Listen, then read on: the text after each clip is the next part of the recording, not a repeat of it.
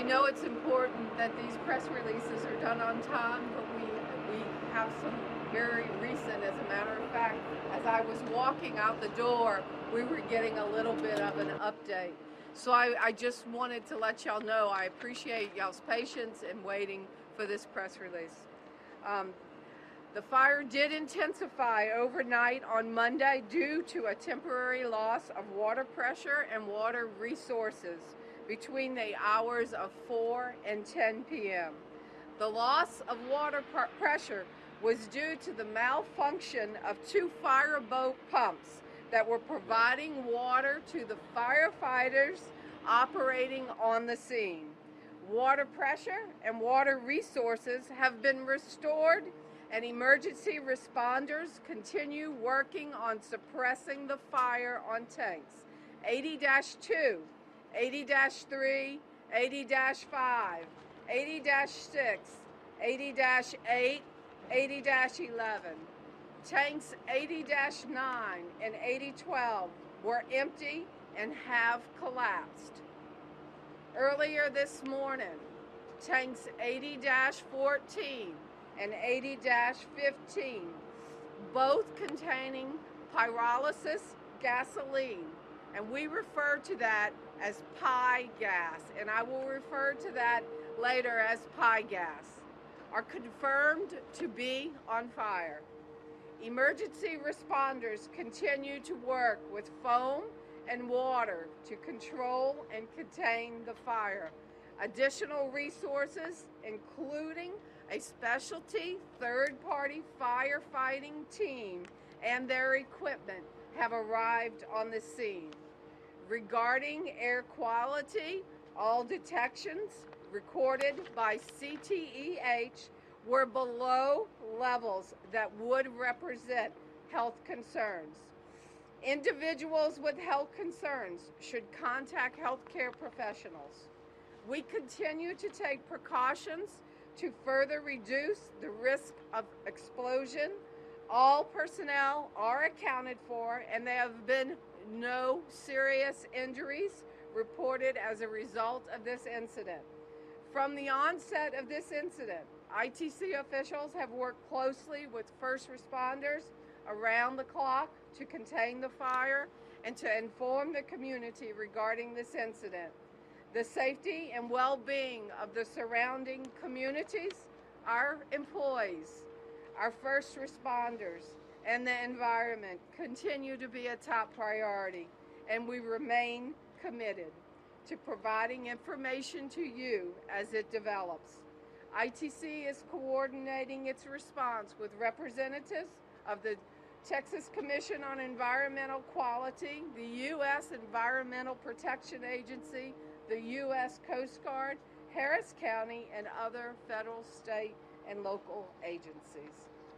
The most recent update that I got as I was walking out the door from IC has changed a little bit from the press release that was scheduled. So I want to start with the tanks that are currently right now on fire. We have 80-3, 80-5, 80-6, 80-8, and 80-15 are on fire. 80-9 and 80-12 were the two tanks that we did not have any chemical or product in it, and they have collapsed. 80-2, 80-11, and 80-14 have burnt out, meaning that there is no more fuel in those tanks, so they are not on fire. That was three, I'm sorry? 80-2, 80-11, and 80-14. 80-1, 80-9, 80-7, 80-10, and 80-13 have not caught on fire. How many are currently on fire? Fully on fire are 80-3, 80-5, 80-6, 80-8, and 80-15. Five tanks are on fire. And I just received that from Incident Command. We'll start over here, right there. We'll see what Reuters News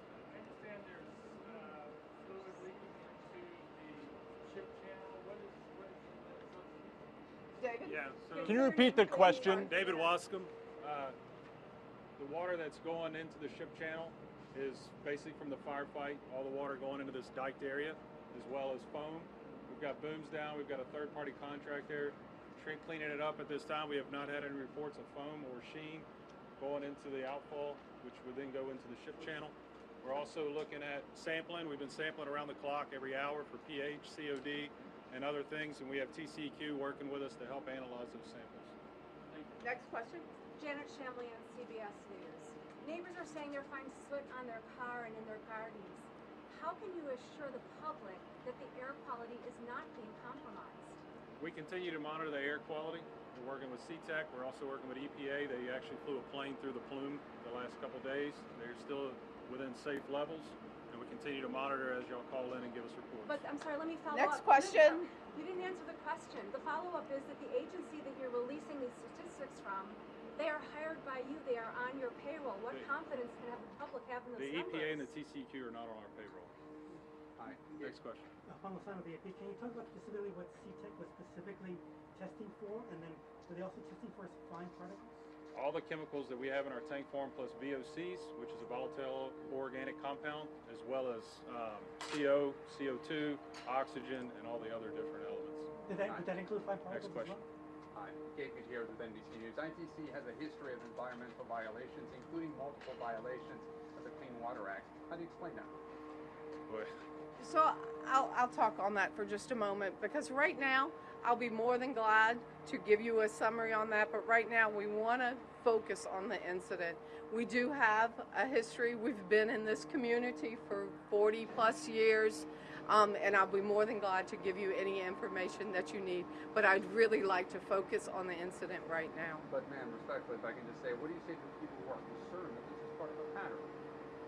I can tell you that ITC is a safe company. I have worked here for over 20 years, and I believe in it, and I can guarantee you that we would never do anything that is wrong to hurt our environment. Our environment is key to our children's future. It's key to everything that we need as humans, and we are working our hardest to get this current incident under control. But if you will leave your name and contact information, I will reach out to you personally. Thank you so much. Is it high gas benzene? Benzene is a cancer-causing agent. So how can you say that people aren't at risk if that's what's burning? That's what we're monitoring. We're also monitoring for benzene as well. But that's what high gas is, isn't it? High gas is not benzene, but there's benzene in high gas. There's benzene in high gas. Can you tell us the chemicals that are currently burning right now in the tanks? Yes.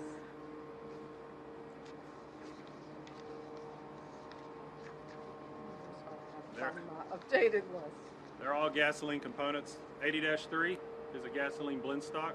80-5 is xylene, which also goes into making gasoline. You also have an 80-6, another gasoline, what we call blend stock, which is a gasoline for your cars.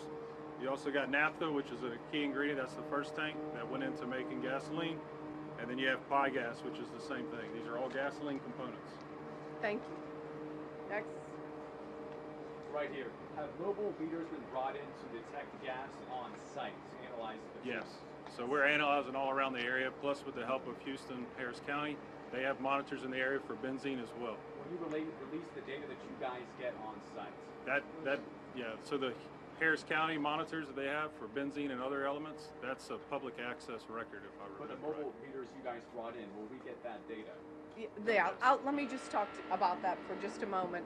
We have on our website, we have established under news media, you can go there and we are going to post the immediate, most recent results of all air monitoring that we have.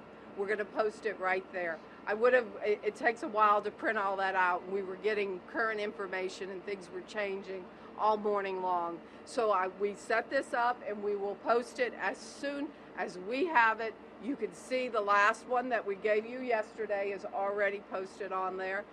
And the media releases are being posted on there. So please refer to that. How many meters were bought on site? How many more days do you need to put out this fire? So we have a lot of resources with it right now. I have the Harris County Fire Chief. I don't know if you can make a comment about the timing. Hi, Lori Christensen, Harris County Fire Marshal. Actually, as they stated, we are in support. Harris County is at level 2 readiness with the Harris County Office of Emergency Management. What we would like to encourage you, I want to say this first, please ask not only yourselves who are really good at it, but the public. Please follow Ready Harris. We're putting out press releases, social media, and those things. So we are putting that information out as soon as we can. What I will say is every available resource, we are ensuring from the Harris County Partnership that we are supplying those. We're working with industrial partners, our city partners, our liaisons within other agencies, even some of the surrounding communities to ensure all the resources that are available are here. You heard them mention earlier, they have actually called in additional resources from out of state to assist them in some of the things that they're doing. Yes, the fire continues to burn. We do have people in the Incident Command Center. They're working diligently. The first responders that are on site, obviously we are concerned about the community safety. We're also concerned about their safety. We're very proud to say that at this time nobody's been injured and the first responders are doing a fantastic job.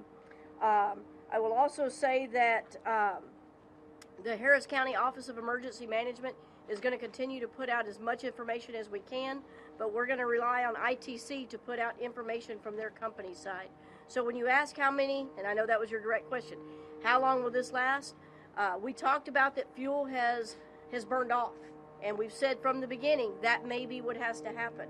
What I can't tell you is how long that will take to burn off. What I'll tell you is we're doing everything we can to keep it cooled, keep foam going on it, bring in those resources that are needed, and it may burn itself out. So we don't know what that timeline is. We're relying on experts that we have out in the field and specialty personnel that have specialties in this type of event to ensure that we're doing everything possible. Yesterday, though, you said it could take 2 days to burn out. Is that still the timetable? Again, I'm not going to give you a timetable because, as we know, overnight it has changed. And we know the weather. I know that Jeff Linder's been giving updates, and so Jeff has been giving that information out to the weather changes. One question at a time. We're still working our way around over here. All right? You guys skipped several of us. Well, I know we're at 10 minutes now, so we're going to go another few minutes. And for those of you that didn't get a chance to answer, It's artificial time limits are foolish. But if I could just ask a question, is it my turn? Or if you go ahead. I was gonna. All right, I'll wait my turn. Right over here, who had a hand up? Oh, right there. I thought you had your hand up. Do you anticipate explosions? At this point in time, we don't anticipate any explosions. The news that I got as I was walking out the door appears to be a positive approach going forward, and we're hoping that the wind stays the way it is and that things continue.